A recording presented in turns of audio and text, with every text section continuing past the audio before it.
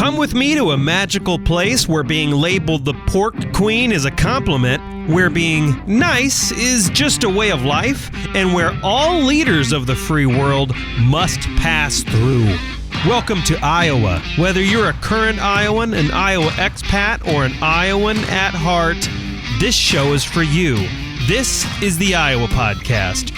Real Iowans, real talk, no drama.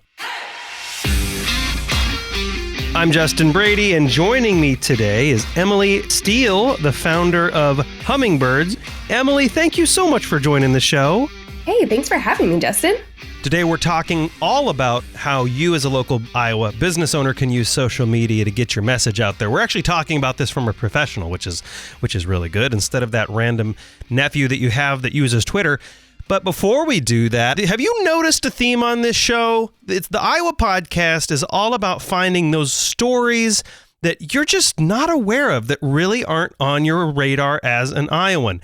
If you like that, we post a new one every week, about a half an hour with an Iowan. You should subscribe. Go to iowapodcast.com. All the subscription badges are at the top. Click your favorite one and hit subscribe. I think in Apple Podcasts, they call it follow. Why don't you do that right now? All right, Emily. First things first, you're in startup land now. Welcome to startup land. And so what's that 30-second investor elevator pitch to talk about what Hummingbirds is? We'll just get that off the table since most people aren't familiar with it. And then we have tons of questions about small business and the local Iowa landscape, how to woo local visitors, that kind of stuff. Yeah. So, okay, my 30 seconds countdown begins. I would say Hummingbirds in a nutshell is a platform that allows brands to find and work with hyper-local content creators and social media enthusiasts and kind of those local champions that exist in every single city. So we're building marketing technology. I kind of think of it like Yelp or Groupon in the world of marketing tech that helps local businesses, small businesses that are trying to drive local behavior be successful by working with real people. Yeah. So years ago on the podcast, my other show, I talked to the vice president of the Knot, and she was talking about influencers. And, because at the Knot, obviously, she's the marketing person. I'm guessing they used influencers or something like that. And she was mentioning how what was surprising to most people is someone who has 30 million followers. You generally think that they can drive a lot of decision making. But some of these 30 million followers drive no more than 30 conversions. So I think she mentioned something about micro influence, how the future of influencing the future of social media would be very, very small influencers. So is that what you're doing, or is it something else? Yeah. I mean, it's totally in that vein. When you think about the world of, influencers, it's easy to think of Kim Kardashian as a good starting point, right? Millions of followers on Instagram. Most of them probably follow her for very different reasons than they would follow their friend, their best friend, or their neighbor. So this is kind of how influencer marketing started. And then over time, it's turned into this multi-segmented world where you have I think there's a category of influencers that's called mid-tier influencers. I'm that would suck to be in that category, to call yourself a mid-tier. It's just weird. But it really started shifting down to, micro influencers are these people with 10 to 50,000 followers. And that was, for Instagram, not necessarily TikTok. And then it went to nano influencers, those people with 5,000 to 1,000 followers.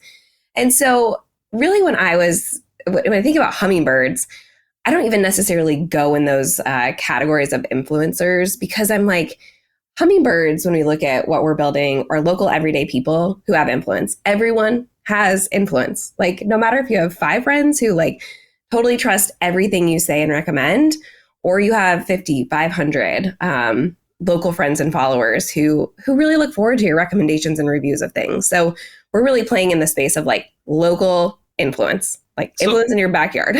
I should say then it's not really even nano influencers. It sounds like you don't even really care about follower count. No. Yeah, and that's super surprising, because everyone is trained that if you want to do an influencer campaign, you have to pay Leonardo DiCaprio to promote something, right? And you're telling me, and of course, other people are telling me that's actually not the case. So is a massive following not good? Like, why should local brands maybe not focus on people with tons of following? So I think that's where it really shifts, because if you're like Nike, okay, cool. Like you maybe want to find someone with 50,000 followers, and most of those followers follow that influencer because of their love of running, for example, right? That's such a niche type of influencer. And that influencer, that 50,000 count of followers maybe is more relevant for a Nike. But when you go to a local level, looking at follower counts alone doesn't necessarily reflect, okay, are those followers even local? And can I post about something local and drive behavior? Who cares if I have 10,000 followers if they're scattered around the United States and I'm promoting, Zanzibar's coffee shop? Right. On Ingersoll in Des Moines, yeah. Yeah. For those that don't know, Zanzibar's is an Ingersoll, kind of a local hangout. It's one of your favorite places. We've had other conversations before. We've met, kind of gravitate downtown a couple times. You're there. And so Zanzibar's is one of your favorite hangouts. So, for those in Iowa that are not familiar with Ingersoll and Zanzibar's, it's a local coffee shop. So, but that's a great point, right? Like, I think years ago, when I was on WHO radio, and I think we were interviewing Adam Savage. He's the Mythbusters guy. Yep. And I was just talking about the future interview and like, make sure to tune in. Here's the link. He's coming right up. And he has a couple million, I don't know what it is today, but a couple million followers at least. And he retweeted the show. He retweeted us. I was like, holy crap, this is going to crush the servers. This is going to be amazing. And I think something like 40 maybe people clicked it out of a couple million. And that's when I was like, what the, like, wow. I mean, is it a matter of like, why is that? Why is conversion so bad for some of these insanely huge followings? Is there a reason for it? Did they buy their followers? Is it just that, why is engagement so low? Is there a reason? It's so intriguing to me. And it just makes you wonder, like, why do these people follow these celebrities? Yeah. What do they want to get from them in terms of content? Is it just like, when you used to pick up like, I don't know, People magazine, is that the same version of like, you just want to consume their content, but not necessarily like care about their lives because you don't know them? Maybe. But yeah, so local is more know them. Yes. Local is more like, this is someone you go to the gym with, or someone you bump into on your walks in the mornings. Right. And so it's basically you're recreating word of mouth, but on a digital scale is basically what you're doing. Okay. So I want to break down a couple groups, because you've spoken about in-state and out-of-state groups and how they buy. Mm-hmm. So I want to break those out a little bit and talk about them. You also, outside of Hummingbirds, you've done a lot of marketing before as well, which is probably why you got into this, because you saw the future and where things were going. I should state that clearly others see that future, because you guys just raised how much money? $1 million. Yeah, congratulations. Yeah. Is that like angel? Is that investment? Is that venture capital? What is that? It's mostly venture capital. And so, we have 3 to 4 bigger VC firms, and then we have a handful of angel investors who are mostly Iowa based, which is really cool. Cool. So you could either grow the company right now or take it and go to Cancun. Good luck. Anyway, so I want to break down these groups, right? Like, how do people, let's start with just in-state, our neighbors, our friends. Maybe this is an oversimplified question, so if it is, that's, you can tell me, but how do people in state buy, and what are they buying? Like, how do we figure that out?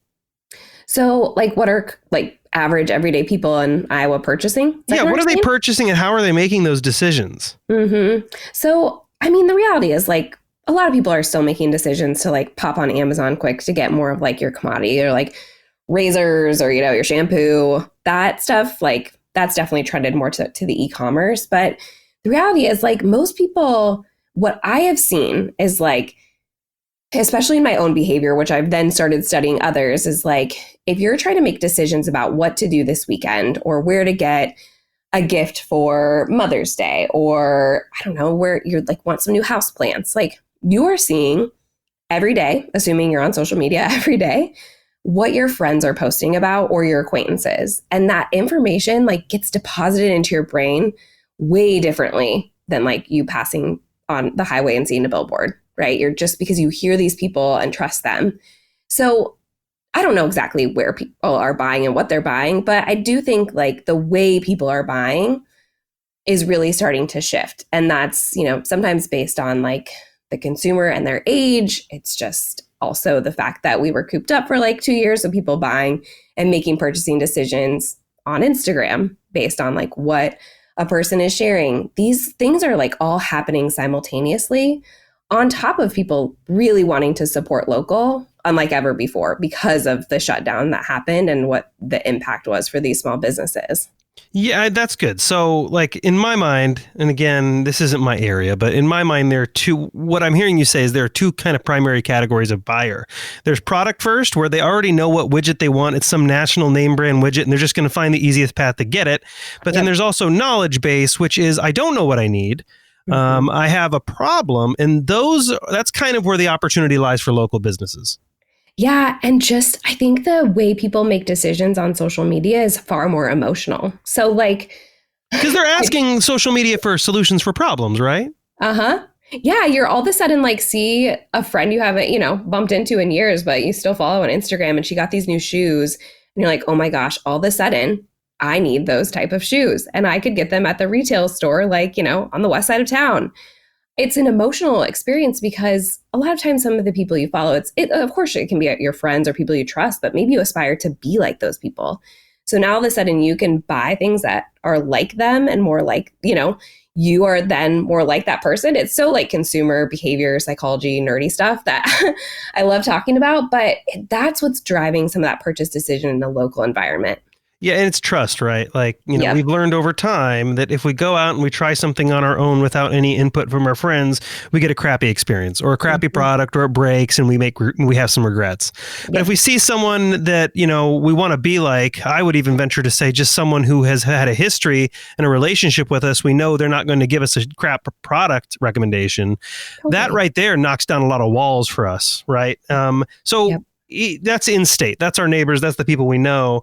But how about people coming in from Iowa, right? They're coming to the Des Moines airport. We had a great episode with Kevin Foley, for those who missed it, about all the new crap on Fluor. What is all that weird stuff? We did an episode with him. But like, what about people coming from out of state?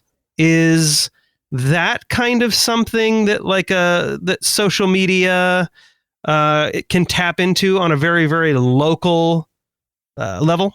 I really think about how people are making decisions to travel, where to live. And a lot of those decisions are informed by how people are sharing content about those locations on social media. Right? Sure. Like, I'm thinking, where should we go this spring, Zach? I'm talking to my husband. And I'm like, oh yeah, I think my friend Alexa was just posting about Nashville. I'm going to go check out her like Instagram highlights to see what that experience was. I'm going to DM her on Instagram to see what she thought. Like, where'd she stay? But she's the one, her content triggered me to think of Nashville. Not because I was driving through some state and said like, visit Nashville, right? And saw a billboard. So that to me is such an underutilized resource, people, that tourism, economic development can really tap into to spread the message of what they want to happen in terms of behavior. And so the business owners, right, like are thinking their gears are turning, and they're thinking, okay, Nashville, like that's a good, you're in, I think you live in Des Moines. You live in Des Moines, and you see someone post about Nashville. You're like, that sounds cool. I'm going to DM this person. I might go to Nashville. I think that can scale to other businesses too, because friends share experiences at a business. And so I think small business gears start turning, and they say, yeah, okay, I get it. But like, that was an organic thing that just happened. Someone just shared this thing about Nashville. How can a small business actually impact that and like get people to do that? Because I know a lot of them are at a loss when it comes to getting their message out there. So are there any positive patterns that local business owners are falling into that you're seeing that actually causes people to post stuff on social media on their behalf?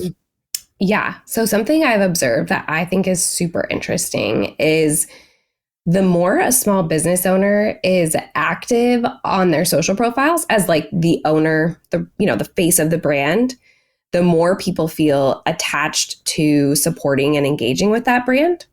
So that to me has built some really solid customer loyalty that gets people excited to post about what they bought from a store. So I'm going over to Des Moines Mercantile, and because I see so many photos that Mallory has shared with herself and her dog and her husband, and I feel connected to Mallory now. And that association now makes me want to advocate for her and share what I'm buying from her. Sure. Because I have that association. So I see brands that are doing really, really well driving this like organic, user-generated content because of the relationships they have with their customers on social. So that's super interesting to me. But I also see, part of it is like people coming to our platform and saying like, we want to find someone who would be interested in trying us and like sharing their honest, authentic experience too. And so kind of outsourcing some of those efforts when they need to, if they don't know how to reach, local content creators and local people who would be willing to kind of share that publicly. But my advice to small business owners is just ask your customers to like post about you if they had a really enjoyable experience to start, That's fun. Okay. So there's 2 steps here, right? One is be active, do stuff, and which sounds obvious, but I don't think it actually is, right? I don't think it actually is. So one is actually create an account and do stuff. And then the other is just ask for them to post. Do you have to give them ideas on what to post? Is there a natural segue, or do you just tell every single customer, hey, make sure to post about us on LinkedIn or whatever, or Instagram or Facebook? Is there a way to do that? I mean, you could gamify it. You can like do some giveaways based on it. Like you could say, hey, during the month of February, if you post about our latte and tag us on Instagram, like you could get entered to get a $100 gift card back to our coffee shop. So you're kind of like, oh, sweet. Like that's a great gift card idea. And it's a place I'm already going to go anyway. So why not give them some love on social media? So it's a little bit of like, you can incentivize it and get people excited about it. Cause they're probably, people are eager to help their like fellow small businesses. They just sometimes need prompts, like leave the Google review, post on social media. Otherwise they just don't naturally think of it. Right. And, I have a friend that one of the things that really drives them, and I'm not going to tell anybody who this friend is, but one of the, they like to do a little bit of a flex on people, and they like to talk about, I love going to this place because I know the owner. They talk about this a lot. They're a really cool person. They drive a lot of local business. So I'm not going to crack on it. But that is kind of an incentive for people, right? Like that feeling of attachment to the owner, to the people who work there is a big driver of business. And I should say, like some of the local small businesses, I don't want to leave anybody out, but some of the local small businesses in my mind that I think of are very, very active with their customer base. They're like almost trying to meet every single person that comes through their door and have that conversation. And social media is basically something that can allow them to extend that past the frame of the door. But it's really easy to leave a brand, but not so easy to leave a person. Exactly. It's like, okay, I have a relationship with, let's say you, and you are always recommending, let's say Chocolaterie Stomp, because that feels very fitting, little chocolate place. And it's like, oh yeah, like I trust Justin, and like this, oh yeah, I need to get a gift for my best friend whose birthday is tomorrow. And Justin just posted about Chocolaterie Stomp and how much he loves it. And like, it's just this like really great top of mind awareness, because maybe I wouldn't have thought about that right away. But because I saw your post about them, like yesterday, for example, I'm now triggered to like go walk over there and go get some chocolates for my best friend for her birthday. So it's super interesting, because I wouldn't necessarily like see Chocolaterie Stomp's content, because social media isn't intended to put, businesses in front of people organically, unless, you're paying for ads. So you're going to see what your friends are posting. Like that's the whole point of social media, is to see what your friends are doing and posting and creating.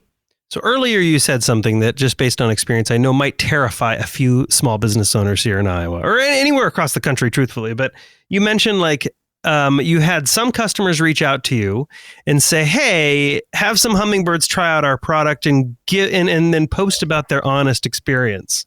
Like, I know to some small business owners that feels like flipping a coin of their future, because, what if people have a bad experience and trash them online? So is there a method behind that, or are you literally just flipping the coin? I mean, to a degree, I think when you ask your customers, especially if you're very direct about who you're asking to, you're going to probably get positive feedback. the reality is, of course, like some people are probably going to leave a negative review, but those people are probably storming out of your place and like upset about something, or I mean, you're going to get negative reviews. I'm sorry, but like as a small business owner, as any business owner, you kind of have to just accept like not everyone probably is going to have 100% remarkable experience with you. And like, you got to learn from it, right? And make it right. And so I think when it comes to content and like people leaving reviews, the majority of people who are asked to feel excited about the opportunity to lift them up. But I'm like an eternal optimist. So I'm like, I tend to think that most people want to support local businesses and help them succeed and know that they can do it with content or a positive review. Sure. So like, how do you create, right? Like obviously one solution's hire hummingbirds, right? But for a local small business owner who just is tinkering around and wants to try stuff, how do they create an authentic posting without kind of like, if they're paying for it, right? How do they do that without feeling kind of dirty and without like these social media people, should they be disclosing that they were paid or that they got some perk or gift card? Because, you know, I come from a radio background and there were like actual laws around the FCC was like always really careful about plug-o. And if people give you anything, you have to disclose that to your sales department. You have to be really careful. So does that apply here? Not so much, or is that the wrong question? No, I think it totally applies. Like if you're gifting something to someone as a business, I think there should be a relationship where like as the person, the recipient of the gift, whether it's free coffee, free books, whatever, you should be transparent about that if you're actually like leaving a review or creating social content. Just to, you know, otherwise it's like, is this really honest? Like, did you buy this with your own dollars? If you didn't, I think you should disclose it. Whether it's just saying like, thank you so much to XYZ company for gifting me this, you know, experience. Like, here's what I thought about it. It makes it a little bit more authentic too, versus like, hey, here's $200. Like, come on in and like create a post about us. To me, the kind of gift experience versus compensation kind of creates a just different experience for the person seeing the content. Right. So I'm assuming that the best social media campaigns and strategies for local business, like Instagram, Facebook, Twitter, those platforms, I'm assuming that's like consumer-faced stuff, like retail. They sell ice cream, a widget, clothing. I'm assuming it's not like local businesses in manufacturing or something, right? It's like you have a product available for a local audience. Exactly. Product, experience, service, event. Yep. That type of thing. So do you see a lot of people that are combining social with like digital advertising? And are you able to compare and contrast those conversion rates? Yeah, I'm seeing a little bit of it. So like right now, if let's say I were to create a post about the plant I just got at a local shop. If I was a specific, like a creator account or a professional account on Instagram, the brand, if I gave them access, could run ads through me. And like Emily Steele's talking about this local, plant shop. And so it's really interesting to see brands go this way. I follow Ruggable. Ruggable follows me. Let's just say it that way because I get their ads all the time. Yeah. They always run their ads like through content creator accounts, or they use user generated content to then create the advertising, which I like. I love that experience because then I'm seeing a rug in someone's house who, it's created by a content creator, someone who's maybe similar to me versus like a stock photo that Ruggable took at a beautiful studio. So I have seen a little bit of that. Again, when you're running paid ads, like you're going to be paying, you're paying real dollars to Meta or whatever platform you use. So it's just, it can get a little bit expensive. Yeah. And I remember like I was watching a doc on Casper's business model, and I think it was Casper, and why initially their customer acquisition cost is pretty low, but recently it's gone through the roof because Facebook is just charging, or Meta or whatever their name is charging just crazy amounts of money. And so they're like not able to make the margins they used to, which is really funny. But you mentioned something interesting about Ruggable. Like, I don't know, man, that's probably not the account I'm following, but or like you said, they're following you. But This does bring up a good point, though. Like, what are they posting that makes you want to follow them? And is there advice in there for what like local business owners should be posting? That's so good to think about. Because, like, yeah, I think I ended up following Ruggable and then eventually bought a rug. And so I'm like, I definitely went through this like influence moment. So I would say when I think about a brand like Ruggable, which is different, of course, than like a local business, but what I like seeing is, how do people use the product that people who are similar to me instead of this like perfectly curated social media presence? So this feels real. Like, oh, cool. Like this is what someone's trashed, kitchen can look like and still have a Ruggable, like real content. I don't know. To me, it's like, stop trying to act like your product is going to look beautiful and, perfect in every single home. To me, it was like the approachability of the brand and just the different types of people they represented and the different types of homes. That made me be like, yeah, I really like this brand. And now I'm like really curious. I'm curious enough to buy it. And I did the Black Friday special. So I did, bought it at that time. But it was still enough that seeing their ads, seeing enough content creators, just the diversity of the channels they use, that hooked me, that got me. Right. So what should local businesses be posting? Mm-hmm. Should they, because I know that a lot of people, I remember when social media was new, believe it or not, and there was like local companies that were only teaching people how to use social media. Like I remember all this stuff. And they were like people who would jump on social media would just basically post advertisements the whole time. Come get our new thing. Come get this new thing. We have a new thing out. Here's another new thing. Mm-hmm. And of course, then they'd be like, social media is stupid. It doesn't work. No one actually comes and buys these things I post. So obviously we know that does not work, but what does work? What should business owners be posting starting today? And how often should they post it?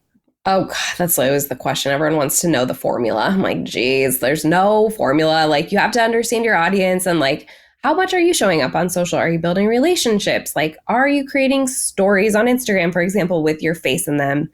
Like, you're going to get the most out of social when you really use all the features and really, really leverage the human side of it, whether you're using a brand account and showing up as the owner and kind of sharing more of your story or your experiences. But from like a content perspective, like, how do you give your customers experience with your product or service and have them document it and then you reshare that content? Like that to me is like if I'm on a coffee shop's page and all of a sudden I see, oh, there's my friend Kylie with like the oat milk latte she loves. And then there's my friend Jim.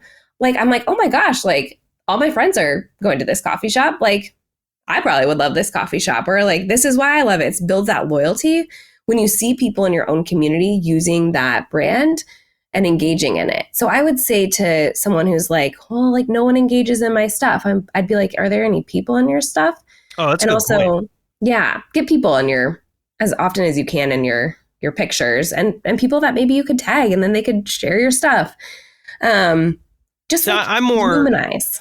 I'm more utilitarian, right? So like, I don't like, some of my friends, what you're saying is dead on. I'm not disagreeing at all, right? But I'm more utilitarian. Some of my friends are more like experiential. So they see their friends, they see them enjoying stuff that really gets them excited. For me, I see my friends and I'm like, did they have to sign a release for this photo? I go into a different space. But what I get really excited about is when brands that I follow, and these are the brands I follow, are posting resources, data, and scientific observations or studies, and highlighting stuff that I'm interested in. So it really does go back to what you said earlier, which is, and I'm obviously in PR, so I talk about this too. We're aligned on this, I think, which is audience.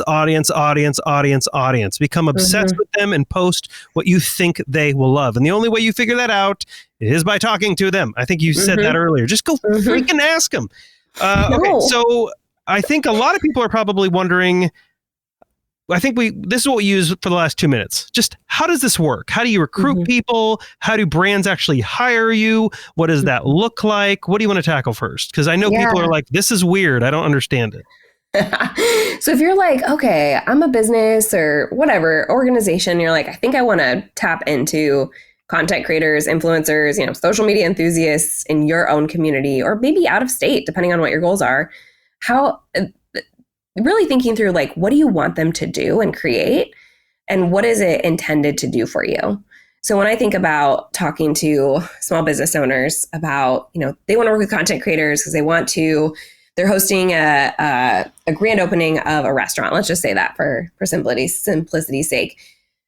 I would say to them, okay, like we have done the hard work of finding people who are super excited to try out different new experiences in your community and talk about it on social. So let's figure out a campaign that would excite them to opt into, a fun perk, like a gift that they can get by coming to your open house and this grand opening you have. Maybe it's a $50 gift card to try out all the pizza, free beer, that always goes well. And let's put it out to them and see all the people who opt in and say they're interested. And so from that point, it's, the business or our team like has the ability to say like, I want to work with this person because I know that like I'm really trying to target millennial moms. So I really want as many millennial moms because we really believe that they are, going to bring their families in later. And we send these, what we call hummingbirds, these content creators out to experience your brand and blow it up on social media and really build that kind of like that trust with their audience to introduce your brand to local people through a person.